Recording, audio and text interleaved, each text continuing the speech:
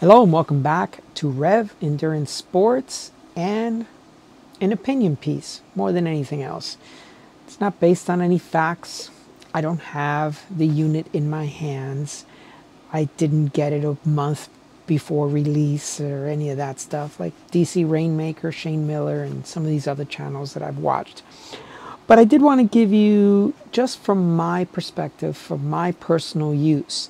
And if you're someone who does the type of things that I do, then this might be an opinion that you might value.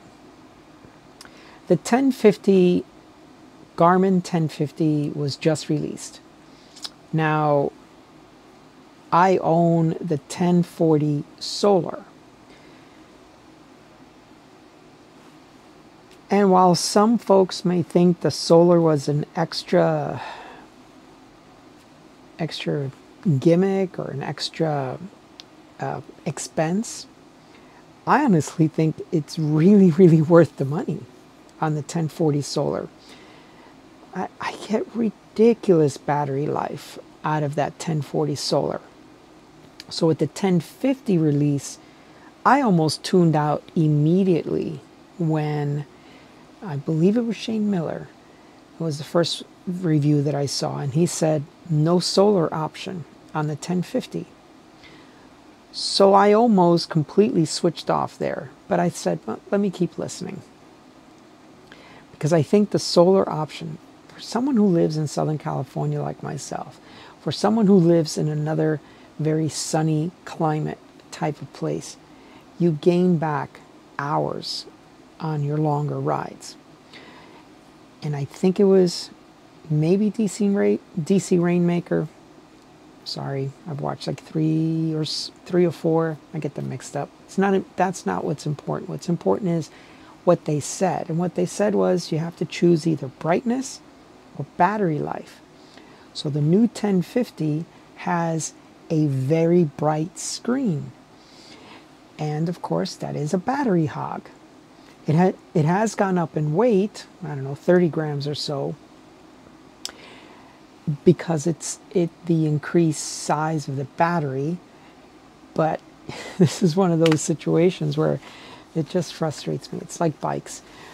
Well, we had to create this, or we created this, but then we had to fix that with this, and then we have to fix that with that. So they increased the brightness on the screen on the 1050, so now they have to add a bigger battery. Well, you add the bigger battery, now the unit is heavier. Look, it's only like 160 grams. It's not a big deal. I'm just stating a fact that they had to increase the battery size, which increased the weight of the unit. And because it has such a bright screen, it doesn't have the battery life of the 1040. I don't know how they compared it to the 1040, but I know it doesn't have the battery life of the 1040 Solar. Now, if you're an endurance cyclist, you like doing these epic gravel races, you like doing these epic rides on your own, or you just don't want to fuss with having to plug your computer in every day after you finish your bike ride, and you just want to wait till Friday, charge it up before your big weekend ride on Saturday and Sunday, you know, this battery life is a thing. So for me, for 600 Ks, I've never had to plug in the 1040 Solar on 400 Ks, 600 Ks, overnight. One of them I did was like 32 hours total time, and I took a screenshot of it somewhere. I still had like 17 or 19% battery life left, and I hadn't plugged it in. I hadn't done anything to it. I had it on best GPS because I was following a route, so I wanted to make sure I didn't miss a turn. I had a power meter, and I had a heart rate strap attached to it. So you would think this would be a demanding situation. That's what they kind of characterize where your battery life falls. If you have more sensors and you have the highest GPS tracking, then that is considered a demanding situation, right? So I don't, and they are going to trickle down the some of the upgrades, whatever that they're doing to the 1050. So there's some group ride this or that stuff I will never really use, but I guess it's going to download in a packet, and I'm just going to get stuck with some of this stuff. But you know, I don't ride in a group, and I don't ride with other friends that have. We're not on a group ride function, and that we can track each other. I mean, I think that would be cool. And I guess they also have, like, you know, within the group ride, who climbed, you know, this KOMs and QOMs within your group ride. So I think that's kind of cool. I mean, I know there's definitely an audience for that. It's just not my thing, because I typically ride alone, or with Jess, or you know, another individual, just like a one or two people. That's all I ride with. And then I'm making a big deal about the bell. I ride with a bell. I have it physically on my bike. The bell is a beautiful thing. Please, if you're not riding with one, it is so much better to have it when you're coming up on slower riders, when you're coming up on pedestrians, dogs. I mean, I should do a research paper on this, but I ring that bell and people smile as you're going by. So get yourself a bell. The 1050 comes with a bell because it has a speaker on it. And the speaker can now emulate, you know, like, let's say, turn by turn. So instead of just seeing the arrow, it's going to just talk to you just like if you're using a mapping software in your car, right? Google, or here in the United States we have Waze. I don't know if they're in other countries as well. And it says, you know, in 300 feet, yards, meters, whatever, turn left. So you have a speaker on that 1050, which when things trickle down, those things you're just not going to be able to hear, because you don't have a speaker on a 40 series, right? The 540, 840, 1040 series of computers. So, oh, and one of the other things, it's kind of like if you use Waze here in the United States, you are coming up and you see a stalled vehicle on the side of the road, you can put that alert in, and then all the other people that are on Waze that are traveling on that road, they'll get a notification, hey, there's a stalled vehicle on the side of the road.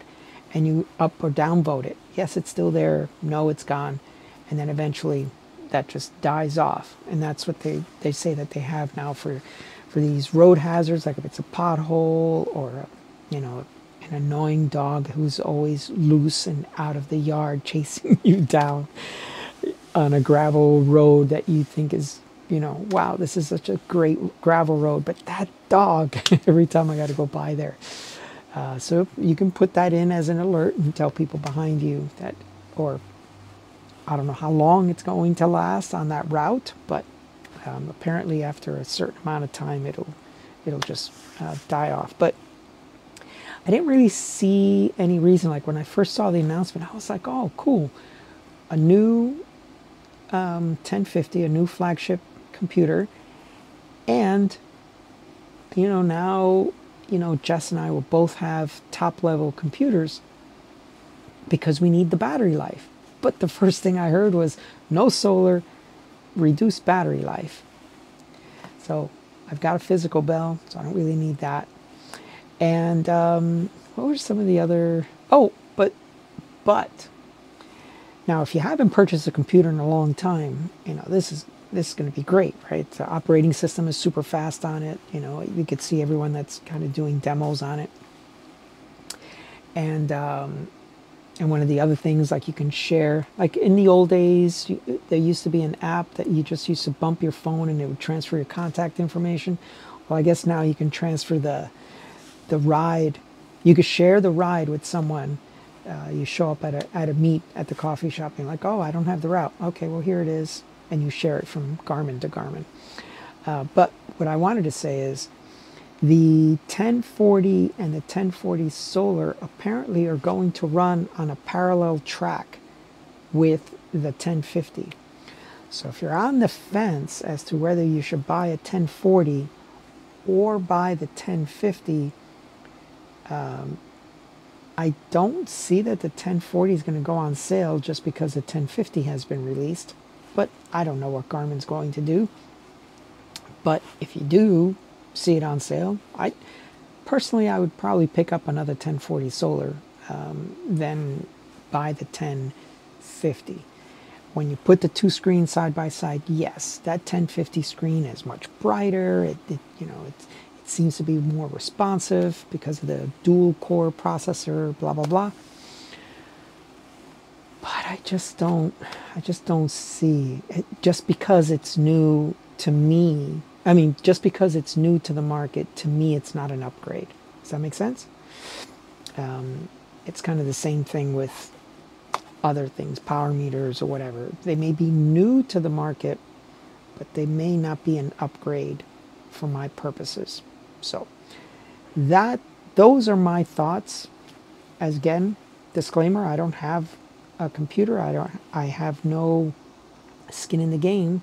This is just from one ultra cyclist to another, either current or fledgling ultra cyclist. Those are my thoughts.